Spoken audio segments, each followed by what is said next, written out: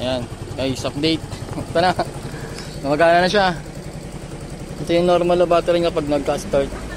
Ginawa ko is, yan. Siniris ko dito sa motor ko. Ayan, naglagay lang ang kable.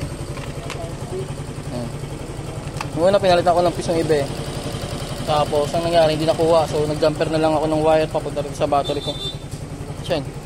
At napakarga na lang namin. Nalobat, na-drain. Siguro dito sa Y-Connect niya, 1 year. 1 year lang hindi natanggal, no? 1 year nakakonect. 1 year nakakonect yan. Ayan, naantay na lang namin kumarga. Tapos mamaya, testingin ko ulit to. Kung ano. Pero battery lang, lobat lang ang problema. Buti nga walang check engine eh. Malinis siya. Lobat lang talaga. Kasi kanina wala, hindi na namin push start eh. Kahit busina, wala kanina pero meron na lahat. Signal light. Tapos busina. Busina na. Headlight, meron na rin. Ayan. Update kay Pasio.